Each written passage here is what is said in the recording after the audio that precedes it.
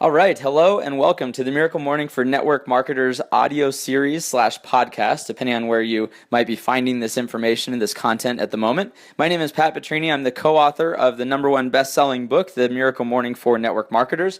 And in creating this book, we reached out to some of the very top network marketers in the world, and we interviewed them, some of the top performers, both people that have been around the network marketing world for years and even decades, as well as people that are fairly newcomers that have just been around for the last few years, but have had extreme success in those just those last few years. And we reached out, we interviewed them. That's what this series is all about. You're going to hear interviews from a number of different people. And in these interviews, we dive into not only their tips, strategies, techniques, things that have really accelerated their business, but also, and of course this was sort of the thesis, the theme of the book is the Miracle Morning for Network Marketers. We delve into their morning routines and their daily rituals, things that they consider to be critical for success that are really important for them to do every single day. And what we found, the whole concept of the Miracle Morning is that not every successful person does all of these different things every day, but just about every successful person does some of these things every day, has some of these daily rituals, oftentimes morning rituals, and so we dive into that in this audio series. Now, if you're not familiar with the book, you can check out the book, of course, at Amazon. Just go to Amazon and search for The Miracle Morning for Network Marketers. You'll find it right there. And then, of course, you can also go to our website. You may be listening to this recording right there on our website, but if you're not, if you're finding it somewhere else, go to tmm4networkmarketers.com. That's TMM, like the Miracle Morning, for FOR, networkmarketers.com. Again, my name is Pat Petrini. I hope you're going to enjoy this interview. I know you're going to enjoy this interview. You might want to have a pen and paper handy, and on with the show. Thanks a lot. All right. Well, welcome, everybody. Thanks to everybody that's tuning in to our call here. I have the great privilege to be on the phone with Jessica Ellerman. Jessica, are you there? I'm here. Can you hear me all right? Yeah, we can hear you great. And where are you calling in from right now? I am calling in from Baton Rouge, Louisiana. I love it. And you're out there working with your team out there? Yeah, my biggest team is Louisiana, so I'm here quite often. Awesome. And for everybody, just to kind of acquaint everybody with you and your background, tell us a little bit about where you're from. And then I also want to ask you a little bit about how you even got introduced to network marketing in the first place. All right. Okay, cool. Well, you guys, like Pat said, my name is Jessica Ellerman. I'm from San Diego, California. I've been, before network marketing, you guys, I'm kind of a small-town girl. So I grew up in the sticks, like FFA and that kind of stuff was all my background. I grew up with an uncle raised by a guy, so I was definitely a tomboy, rode dirt bikes and all that kind of stuff. And when I got out of high school, I went to beauty school only because my friends that went to beauty school made more money than my friends that went to college and started learning how to be a girl. So that's when I started learning how to do hair and do makeup, and I literally didn't know anything about it until I went to beauty school. So did hair for like 8 years, and that's when I basically found myself in network marketing. I'm married, got 2 kids, 12 and 5, and my husband used to make all the money. We ran a traditional business as well. He was in construction and ran an off-road racing series. I did hair, and when the economy tanked, you kind of know the deal from there. That's when we found ourselves here. I love it. And I remember the first time that you and I met. We had gotten connected kind of through a friend of a friend of a friend, and you were coming through Phoenix, which is where I'm living, and we met at a coffee shop, and I'm like, who is this chick? This girl's like energy personified, you're just fireball. I love it. And then we've kind of kept touch since then, and now here we are. Really, really appreciate you, being on with us and being part of this project, contributing to this project with us. Absolutely. This is going to be fun. I think this is going to be great. Yeah. So couple things, I'll kind of dive into it here, and, some things that I wanted to particularly talk about and just some questions I want to run past you about kind of your experience and just how you do things, the success that you've had in this industry. So one of the things that I'd asked you about is sort of what do you think separate, like in your path to becoming in sort of the top 1% of performers in the network marketing world, one of the things that you had said is that the first thing that was hard for you was actually to emotionally level out. So what do you mean by that? Like, tell us a little bit about that. I think especially with being a girl in this industry, emotions run high.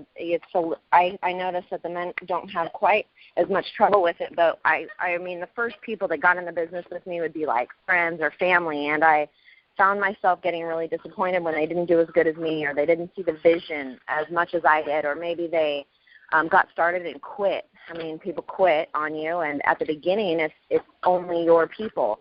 So emotionally, to get through that toll of getting the business started, getting it lifted off the ground, and having half your family tell you there's no way it's going to work, having half your friends tell you the same thing. Some of them get started and never go. Some of them never do anything, and some of them, I mean, get started and quit, and literally like back out. And to overcome those emotions at the beginning are crazy. And then maybe you have someone that comes in to the business and goes nuts and then quits for whatever reason. And to emotionally detach yourself from the ups and the downs was the hardest thing. I had to get myself on a level playing field so that whether it was a really good day or really a bad day, I kind of was just going through the middle, if that makes any sense. Yeah, I don't know. Tell me if you would agree with this, but one thing that I've definitely observed is that if I'm talking to somebody or somebody kind of checks out our business, and if they're just like right off the bat, they're just so excited and they're in instantly, it's almost like I'm kind of skeptical of how long they're actually going to last, because I'm worried that tomorrow they're going to, as up as they are today, I'm worried that tomorrow they're going to be equally down and they're going to be quit, or they're going to quit on me. Do you kind of see that same pattern with people? Absolutely.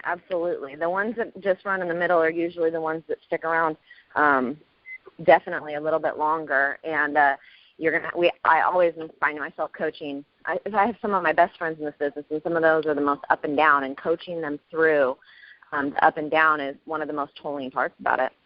Yeah. Now, one of the other things that you had mentioned here, I asked you about kind of your advice for people that are that people that want to become highly successful, and sort of along the lines of getting started. You had said that your best advice is for people to run or to launch. I know that's kind of a big part of how you get people started. You kind of do. I see you talking about it on Facebook. You're doing launch parties. You're doing launch calls. Like, what do you think is important about that? What does that kind of look like? A launch is important for everybody, and a lot of my business is definitely brand new people that have never done network marketing before. So I am in the trenches with my people because they don't know how to launch, but I do. So what we do and what the goal is to get them a decent amount of people in the system in a short amount of time so that we have something to go work with. Because what I know is this: if they go slow, and it's like one person here, and then that person doesn't really do anything, and then another person in 2 weeks from now, this becomes the most overwhelming, hard thing that they'll ever do. But if I can get them out the door with a good handful of people that we can go to work with inside, it's not just them anymore. They've got a team. Right. It's like they've ripped the Band-Aid off, and it's probably the most important thing that there is. They've got a paycheck. They've got belief, and it allows them to build off of my story, but in turn create them a story really quickly that they can use to build a business. Yeah. I really have to agree with you on that. You definitely hear it said a lot that, hey, as long as you're just consistent, then you'll make it eventually, which I suppose that there are those examples. But I would say that I would agree with you. I think there's a lot more examples of people that just, maybe it's not even the day that they get started. Maybe something clicks for them 6 months down the road, but at some point they went into massive action and they really kind of created some momentum for themselves. And it wasn't just kind of this consistent, I got one person this week and, I got one person 2 weeks later. You don't see too many of those examples of those people that really make it to the top. There kind of needs to be a burst of activity. I totally agree with you on that. Absolutely. I mean, I can really date back every single person in my organization who's a six-figure earner. We can figure out exactly when they went into massive action, whether it was 5 months in or day one or, a year later. You definitely can come back and go, okay, this is when they really started their business. Yeah, totally. So now I'd asked you a little bit about environment. What role does environment play? And what you had talked about is kind of the people that you're around. So what do you think is important about that? Why is that so important? Who do you try to hang out with? I definitely try and surround myself with. Obviously, there's a lot of people on my team, my leaders that I'm in touch with every day, and their goals and their ideas and their plans are just like mine. So we're like-minded. You're going for their goals all the time. But I'm also in constant contact with somebody that's like a mentor of mine. That's where I want to go. That's at an income level that I want to be a part of. And I try and make sure that those are the people that I'm spending the most time with, because it's so easy. It's like the crabs in the bucket, right? One crab starts trying to get out, and then they're pulling you back in. And when you're around those people that don't have that mindset, it's so easy to go back to the way that it was. Yep. And so it's something you have to work on every day. And it's something that if someone's not willing to kind of give up the people that are pulling them down, and I don't mean not have Christmas dinner with your families that thinks you're crazy and stuff like that, but just not surrounding yourself with them on a daily basis, and just being around people that are going to make you strive to be better. Yeah, I think Jim Rohn is who I think maybe said it originally, that you're typically, your income will be the average of the 6 people that you hang out with the most, and I definitely have found that to be true with people. I think that you can extend that to other areas of life too. I think that your marriage is probably pretty on par with maybe the 6 couples that you guys hang out with the most in terms of how strong your marriage is and other relationships in your life. Absolutely. It's just being like-minded. It attracts the same thing, Yeah.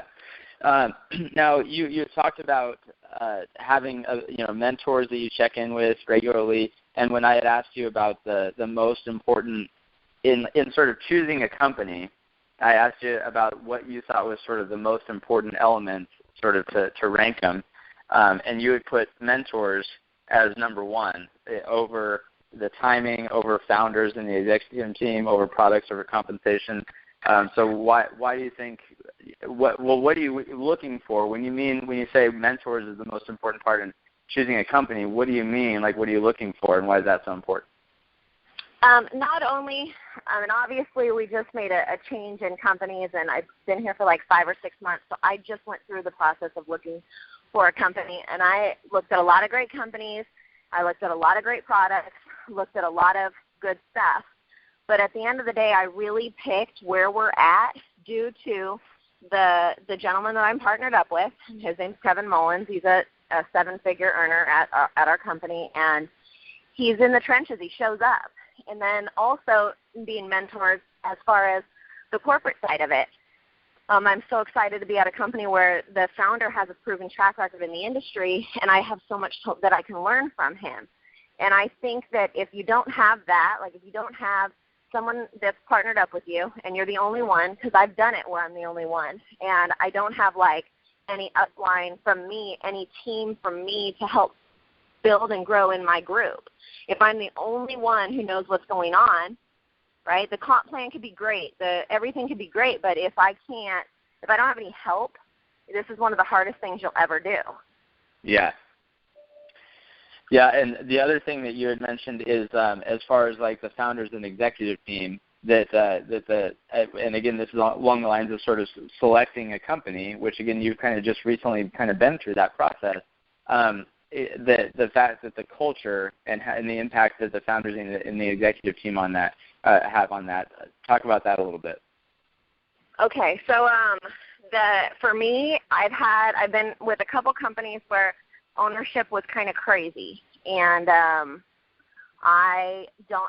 whole company will rise and fall with the executive team. If the executives are are kind of crazy and loud and boisterous and what am I looking for? Kind of egotistical, the whole company ends up running like that. And no matter what your culture is inside of your group, that's going to surround the whole organization. And so some companies have a really good product and have a really good comp plan and all this, but when it's run by egos, the whole thing for one, it's like creepy network marketing. And so for me, it was just knowing that part of it was solid. You know, I would rather my team bring the culture into our group and bring the craziness. I'd rather the executive team just be solid. Yeah, and no doubt, like attracts like, right? So, like, creepy people attract creepy people, solid people attract solid people. So I totally agree that it really starts from the top, that the executive team really sets the tone for the whole company, because if they're creepy, the solid people don't stick around. And vice versa. If they're solid, the creepy people don't stick around. Exactly. So, the whole organization will mimic the leaders, and not necessarily just me and the people in the field, but definitely the executive people as well, and the founder. Right.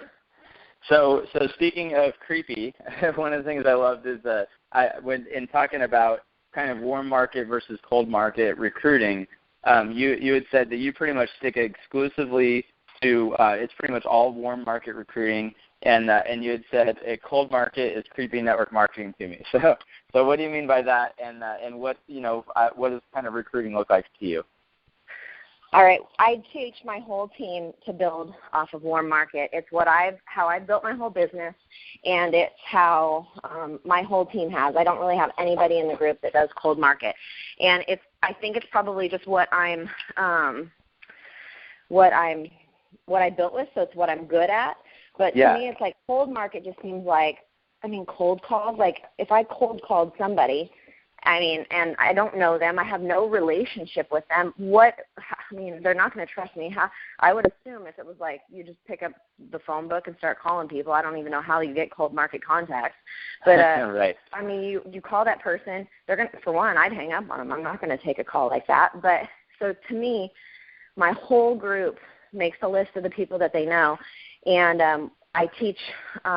We're just not those hard pressed, the old school, like in the hotel room, you hold the pen, I move the paper, signing people up. We're basically trying to have a conversation with somebody, looking at what they want out of life and showing them how they can get it here in health and wellness, based companies. So whether they want to feel better or whether they want finances, we just show them what they're looking for.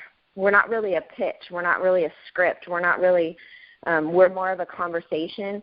This is what we're doing. This is what our movement is. This is what this team is going to accomplish. Do you want to be a part of it? So that's so much easier conversation to have with somebody that you already know their background, that you're already close with, family, friends, whatnot. And so you, on the topic of prospecting, you had said that you do a lot of your sort of recruiting efforts.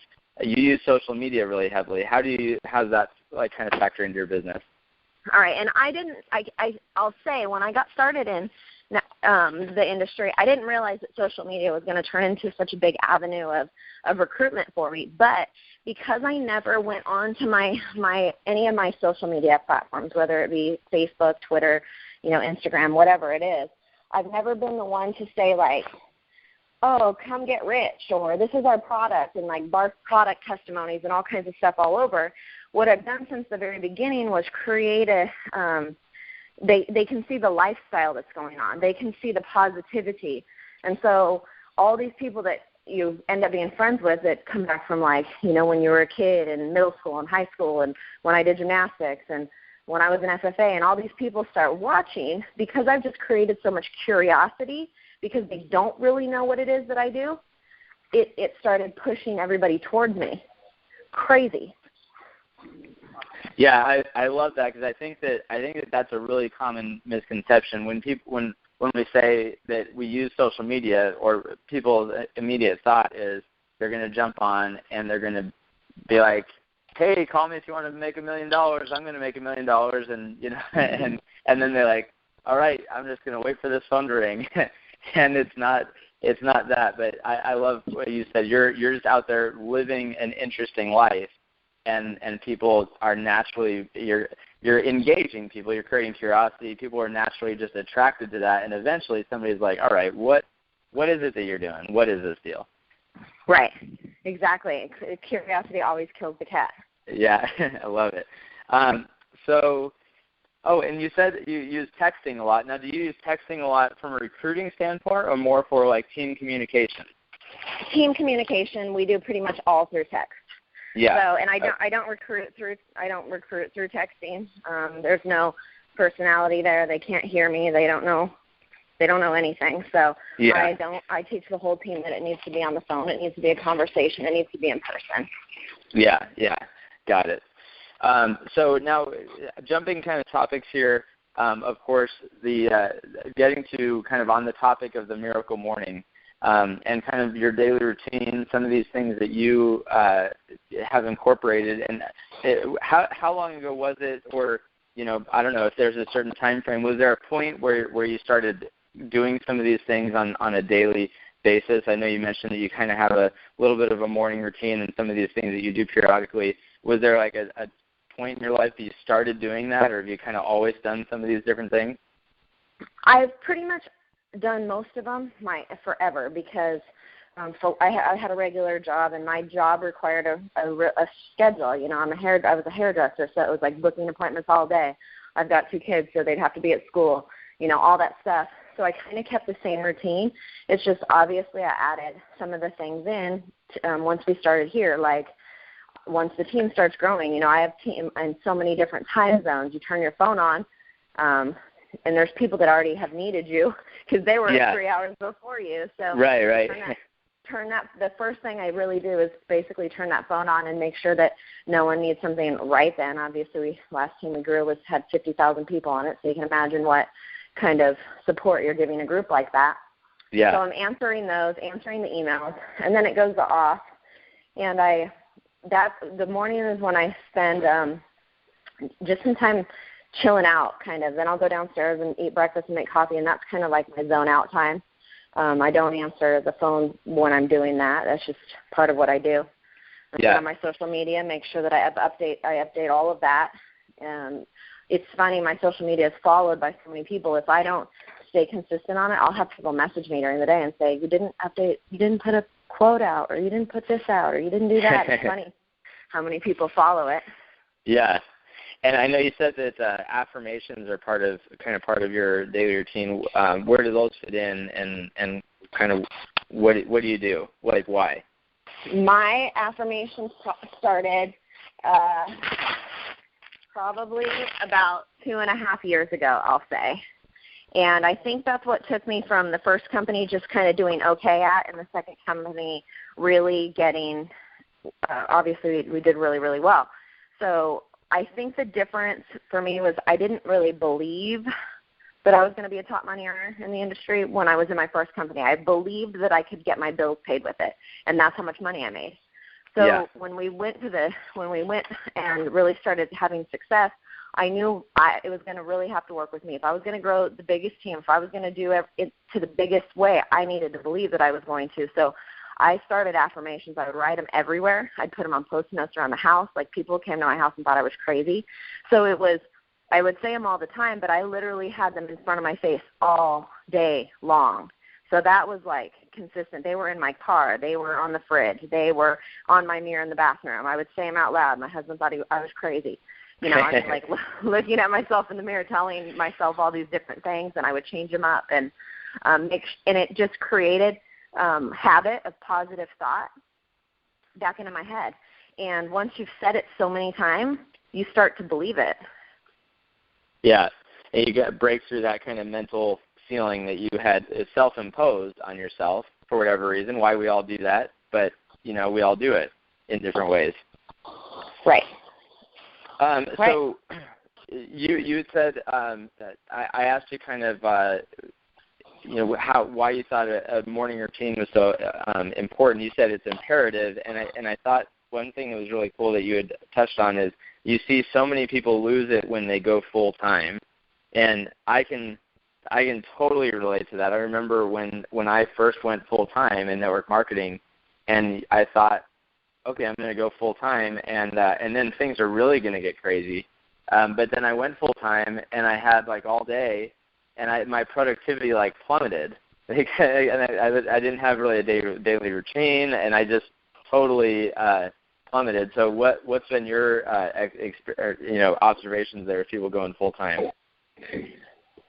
It's seriously the craziest thing I've ever seen, and it was never me because I was full-time from the beginning, and so it was easy for me to fill my day because I worked for myself anyway, right? Yeah. I was a hairdresser, so if I didn't get people in the chair, I didn't make any money. So when I came to this industry, it was basically the same thing. If I don't get people if I'm not in front of people, I'm not building a business. So I was basically full-time from the very get-go. And but then I watched people like have regular jobs, maybe they're an electrician or maybe they're a teacher or maybe they're something, and they build this plan B. It takes over. They make more money in their plan B than their plan A. They quit, and then they kind of think that a professional network marketer, somebody who does this full time, they kind of think that we don't do anything during the day when they're at work, and then they goof off all day and things start going backwards, and oh my goodness, and they're actually putting in less time because I think it almost in your head thinks, well, I'm full time, like everything's just going to happen. No, yeah. You're full time, like you need to go make it happen. Right. Yeah, I know that I was actually just having this conversation with somebody the other day about this, in that right now they're kind of getting started part-time, and they're really like clawing for opportunities in the day to work their business. They're calling in between appointments and things like that, and they're like, I can't wait till I can just kind of do this full-time. Yeah, and it's actually really a good thing when you're so busy that you're actually fighting for time to build your business, because when I had that experience of going full-time, and all of a sudden you've got all the time in the world, and you are in danger of losing your urgency. It's easy to be like, well, I can make that call now, or I could make it in 8 hours because I've got all day in front of me. So I actually had to schedule. I actually took on a couple classes and some different stuff to just take up my time during the day, so that I just was kind of a little bit more busy and had to be just more productive all day long. Absolutely, it's exactly what you've got. It's exactly what you've got to do. And if there's so much, busy people are productive. So I almost hate it when they quit their job, because they are usually just so much more productive in those slots that they've got to go build a business. Yeah. And it's the craziest thing ever. So on that note of kind of being productive and planning, what's your process for sort of planning, breaking down goals into actionable steps? Like, do you have like a daily thing? Do you plan out your day? Do you plan out your week? Like, how do you kind of approach that type of stuff? For me, I do have daily goals. I have weekly goals. I have all of that. Obviously, with a team as big as it is, they're different than at the beginning. But what I teach my team to do is, my first company was definitely more of a recruiting model. It was like people in the system, not necessarily volume. It was a service-based company, so it was the amount of people that were in, not necessarily how much product they were using. And so now in product, it works different because everything bases off of volume. But I've always kept that recruiting mentality, because if you put that recruiting mentality into a product company, oh my gosh, it's crazy. So the way I teach my team is I just figure out what they want their goals to be. Right, and some people are going to be different. It's going to be maybe $500 a month or $10,000 a month. So every person is different, but the basics are the same. I'll say, okay, well, if you want to make that much money, this is how much volume we need. That's this many people.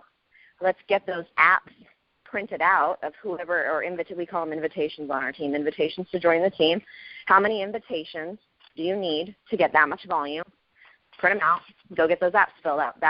And so you do it on a monthly basis if you run in a month, or you do it on a weekly basis if you run in a week.